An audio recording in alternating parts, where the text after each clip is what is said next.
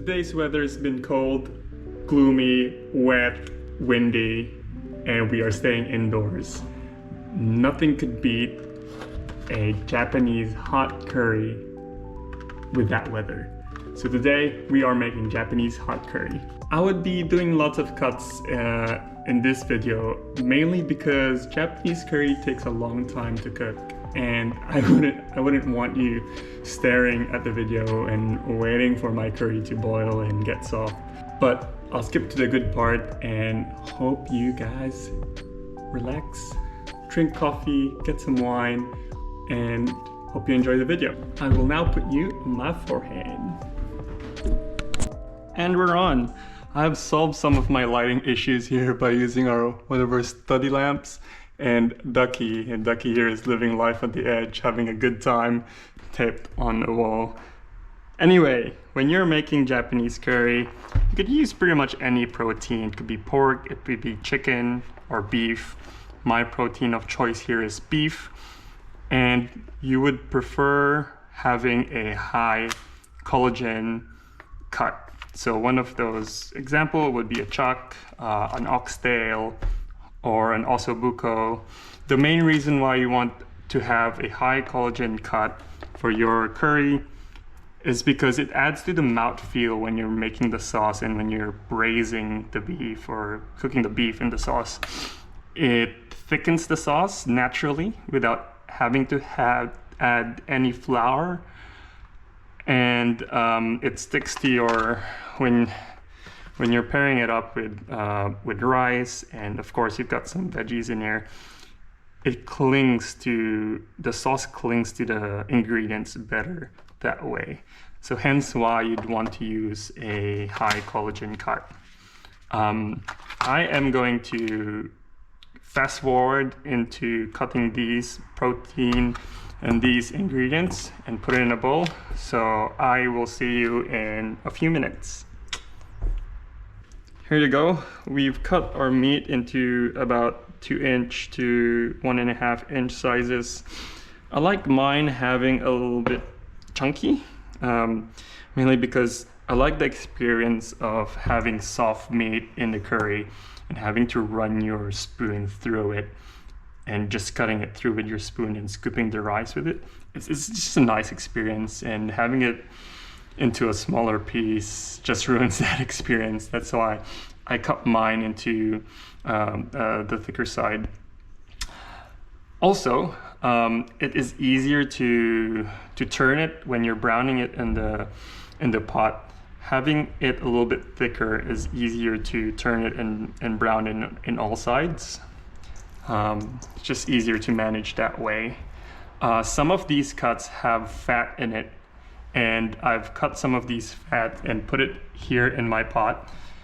I will be rendering this fat and be using this into browning my meat. It adds a little bit more flavor to it. And you don't have to use more oil. It's just a more economical way of cooking, since you have natural fats in here anyway. So that's that. I'm gonna season this with salt and pepper. But first, before I do that, I am going to dry it. Dry it with paper towel so it gets a good sear. You don't want to boil your meat onto a hot pan. You want it to be really hot and nicely browned and nicely colored. And to help with that process is to dry your meat. I am going to season this now. It's looking a little bit dry, seasoned with salt. Season generously, so good. And pepper.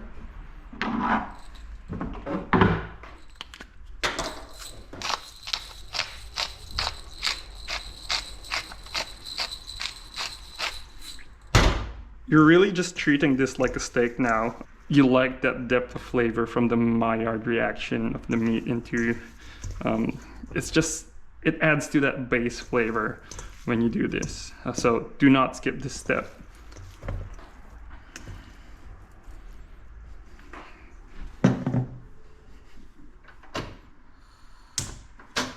Oh, actually before I do that, I should move my lamp first. Safety first. I'm trying to work a little bit more efficiently by browning the meat. And as I brown the meat, I would be cutting the veggies. This just saves more time. So I am gonna heat this up. This fat will start to render into the pan, and then you could start using this to fry the meat. So wait for it to render a little bit. Okay, I'll skip through this part. It will take some time to render.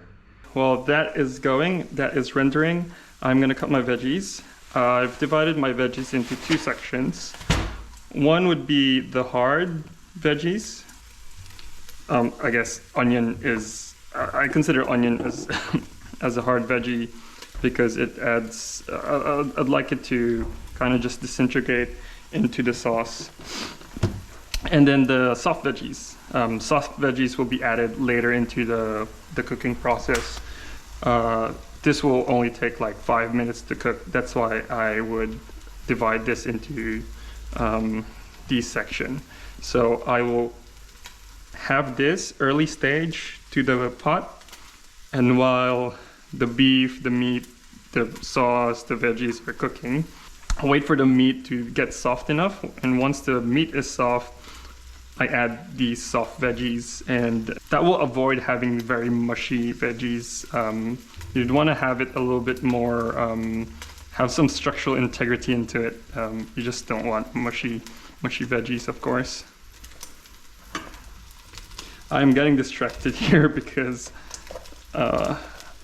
this is an old capsicum and I'm just reusing it.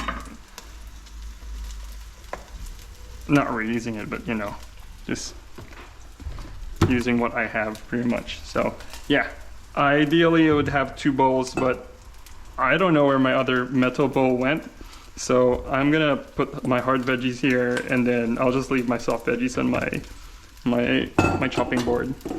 Okay, so when you're cutting your hard veggies, you want it to have a little bit of a size, mainly because if you have it too thin, it could disintegrate into the sauce, and you're gonna be cooking this long time with, long time with the beef and with the meat. So you would want to be, be on the thicker side when you're cutting it. So I'm just rough chopping this. Cut it in half. Twice. I'll just cut it in half again, and that should be enough. Like it's not too stressed about it, really. You just want it to be slightly bigger. So that's the carrot. Oh, sorry, that's the potato. This is the carrot, of course. I'll leave the skin on. My partner always says the nutrient is in here. I don't exactly know, or unsure about that one. I would cut it in a weird way. You can have any shape, really. Not too fussed about that one as well. Just cut the top. That is for the dog.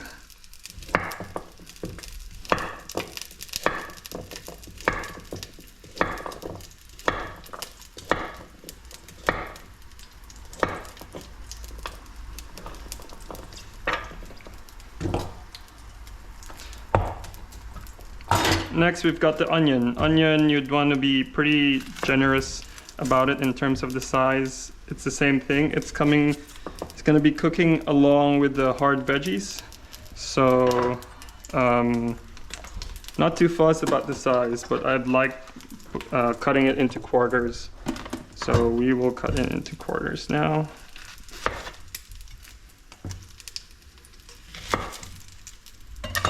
I usually cut it in half and remove the skin, but it's fine. Quarters is fine. You can break it up a little bit like that, but I like mine to have a little bit of a size in it. Same thing for this one. Just break it up like that.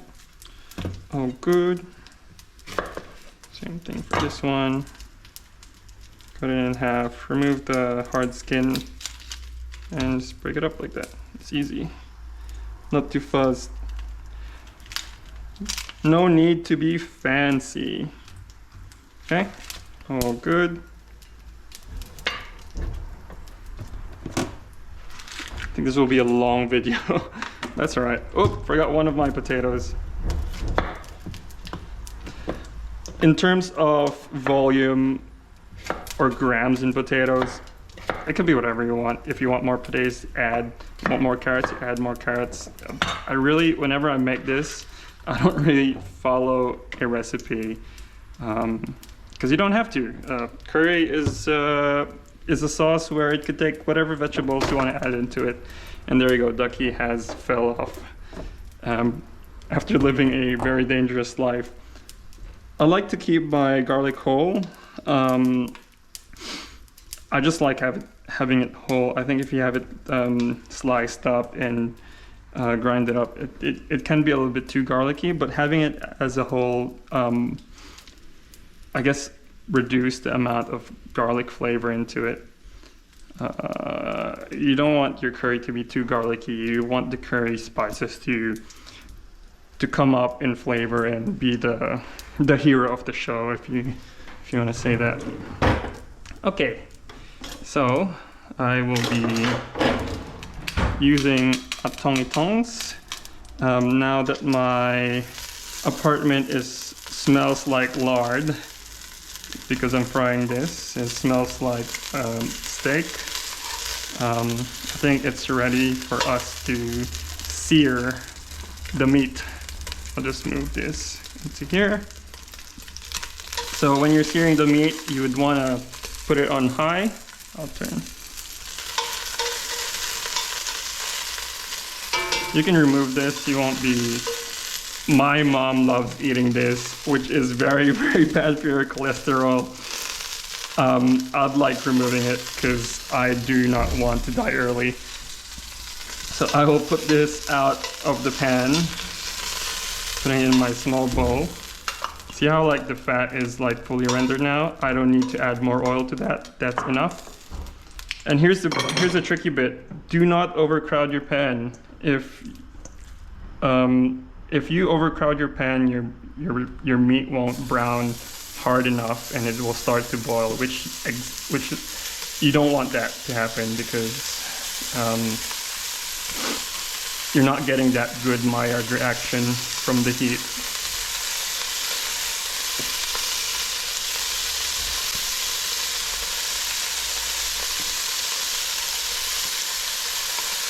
That's enough. I still have some more, so I'll do it in 2 batches.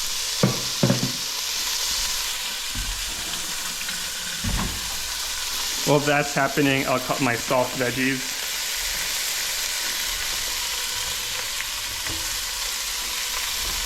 This could happen later, really, but I have the time now, so might as well do it now. Same thing, rough chop. You want to be generous with the size. Yeah, very rough. You don't have to be fancy about it, really.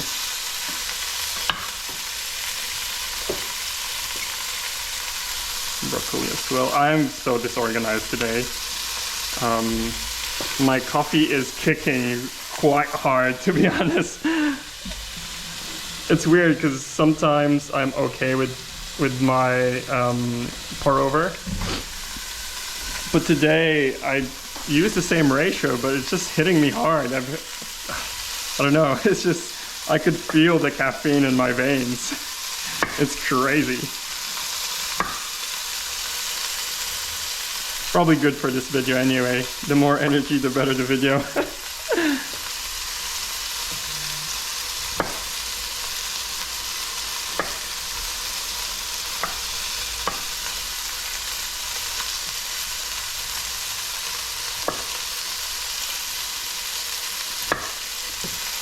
Okay, this will be for later.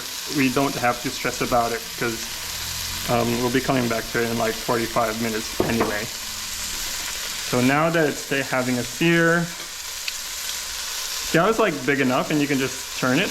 If it's small, it will be pretty annoying to cook. Hence why I like having it quite big. See how good that sear is? You see it in the video. There we go. You want that brown color. You don't have to cook it through all the way through. Actually, you would want to avoid doing that, because if you cook it all the way through, your meat would lose its moisture. I know it's weird because it's swimming in sauce, but you don't want to be boiling overcooked meat. The experience won't be the same.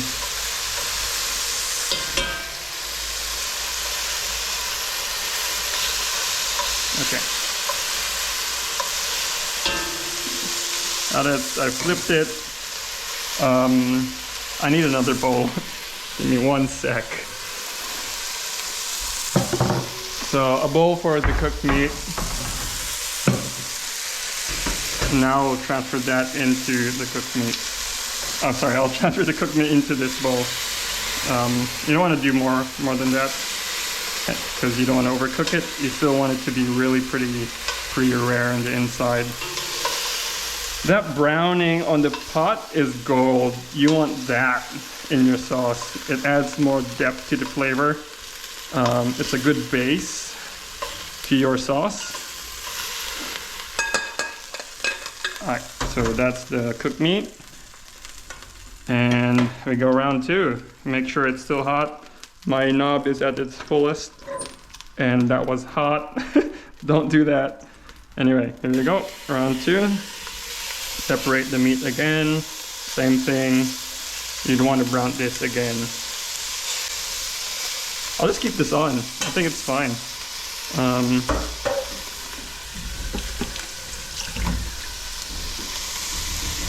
Count how many times I wash my hands during this process. See, this is not ready yet. I think you could push it some more. So I'll just flip it back in. Fine.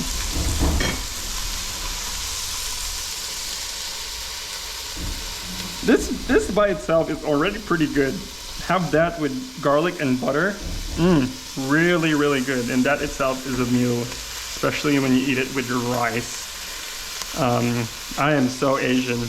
I just love having everything with rice, especially some protein in rice. It's just nothing. You can't beat protein in rice, really. Some people are noodle fans. I didn't grow up eating noodles. I grew up eating lots and lots of rice and lots of garlic, hence why garlic fried rice is my favorite fried rice. Which is I'll be making that video maybe in the future, but I've got some tips and tricks on how to do a really garlicky fried rice for all you garlic lovers out there. So same thing, you want a Maillard reaction, you want to brown the meat, really good, but no need to cook it all the way through. I like having my curry hot, hence why I got the black one. I forgot what the color, but I think there's a mild version as well that is in orange, and a really hot one that I forgot. It's an extra hot, some sort. But I love this brand. It does it does everything. You don't need to add more spices to it. I do have a secret ingredient that I add. That adds to the luxurious mouthfeel. I will show you later when I'm already boiling the sauce. So I'll open this up. I usually use a whole block or half a block. I think in this volume I'll probably use 1 whole block. This will be covering for probably like, I think these amount of ingredients would be good for maybe like 4 meals, 4 or 5 meals. It's a really good meal prep recipe. So that's that. It's all finished. Put it back in here.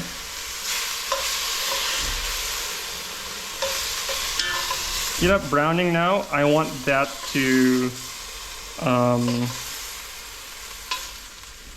you want that in your sauce, that browning, hence why we are doing it on the same pan. now the order doesn't matter now. I know traditional French chefs would add the carrots, the onions for your mirepoix, some celery. You can add some celery here as well. But I like having my curry just like as is. Just dump all the veggies in and it will cook itself. It doesn't matter really. It's that, and add a little bit more of, so just to glaze the pan. You can use water.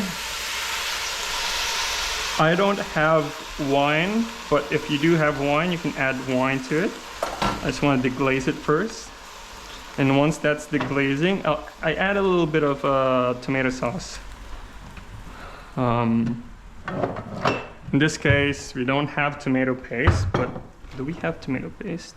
No, we don't have tomato paste. Okay, we don't have tomato paste. We are going to use passata, but I'll let it boil first because you can't cook. Yeah, you can pretty much cook the tomatoes if there's water in the pan. So I'll switch into a different. Okay, we are back. My SD card got full for some reason. I think I was using my 32 GB SD card.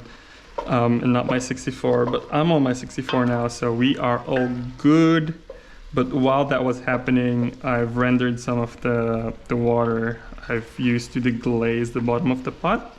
And look how clean that pot is now at the bottom. I should have done it tomato first, but I got excited. So it's all right. It's a low cortisol recipe. So now I'm gonna add this passata in. This will be like the last few steps before you leave it for it to boil. So put some passata in. That should be enough. It's like a splash. You don't want it to be too passata, it's too tomatoey. Cook the tomato for a while. Wait for the scent to be, I call this, wait for the tomato to cook for a little bit. Wait for the scent to develop. You'll slowly smell it.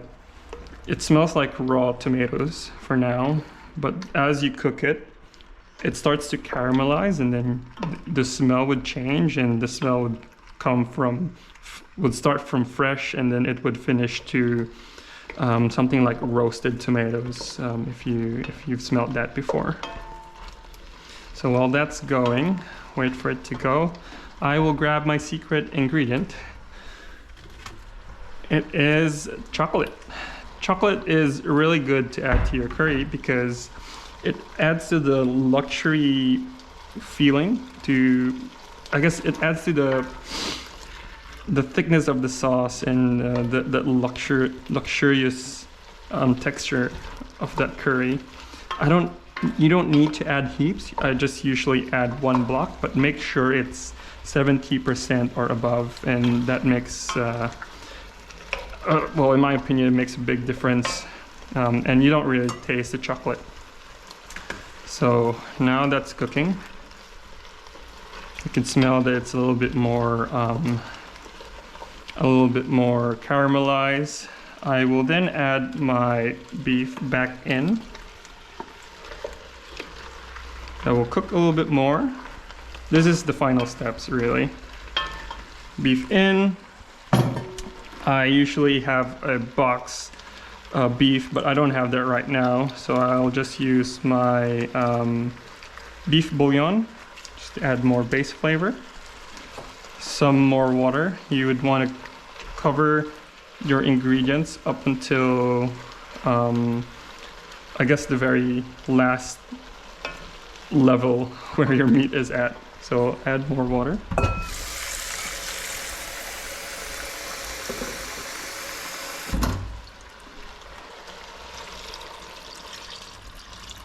Just like that. And you want to turn your burner to the highest.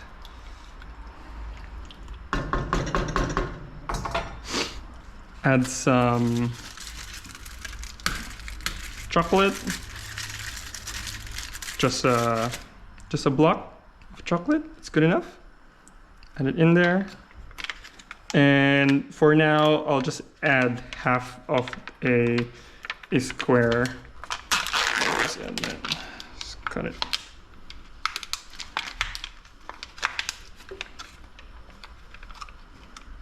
Mix it all up. Should you mix it all up? After you mix it, you could cover it and leave it for a while. Leave it for 45 to an hour. Wait for it to boil, and once it starts boiling, you could just turn it down to the lowest setting of your hob. Hey, till then, I will see you in about 45 minutes to an hour. See ya. While the curry is slowly simmering and making it nice and delicious, I'd like to take this opportunity to ask you to please like and subscribe into this channel. It will help this channel a lot and help me continue creating these delicious videos. Anyway, let's get back to the video.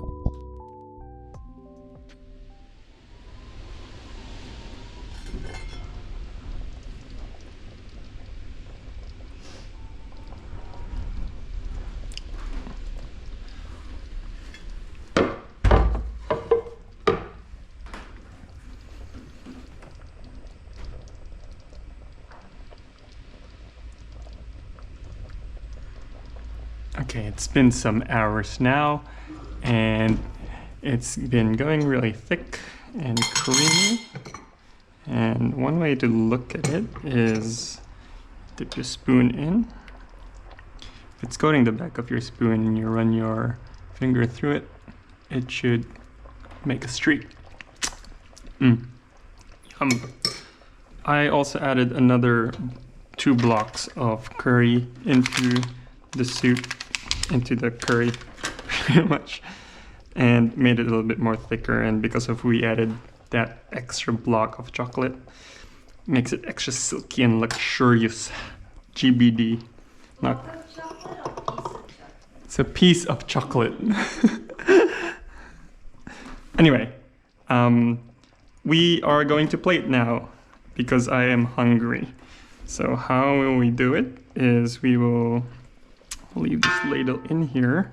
I've got some steamed veggies. I steamed some broccoli and some capsicum, and I've also boiled some corn because I love corn, and Ari loves corn.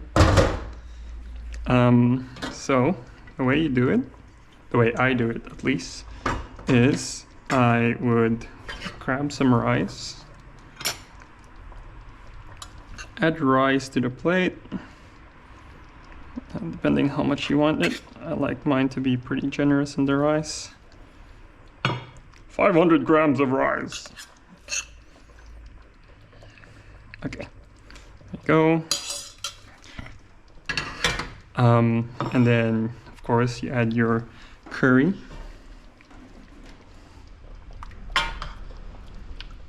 Still hot, still going. Nice.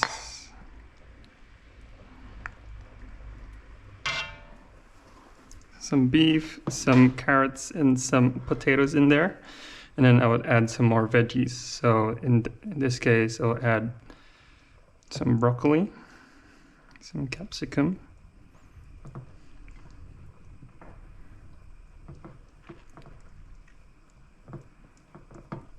and some corn. Let me just ate corn. And then I'll add more sauce over it.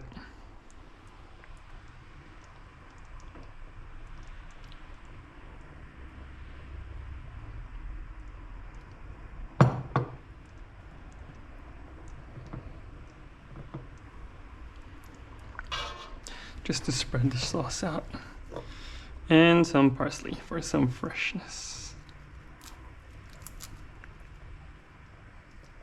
Don't have to be too fancy about it, just roughly tear it up. There you have it. That is my Japanese curry. I need that for a thumbnail, but there you go. That's Japanese curry. Let's eat some. I need a spoon.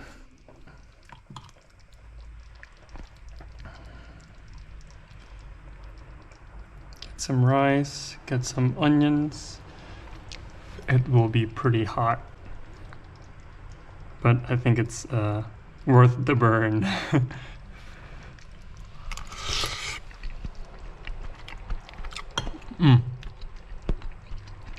Nicely seasoned. Delicious, healthy meal. Lots of veggies. Good sauce. Rice, of course. Gotta have it with rice. Just luxurious. Perfect during a cold day.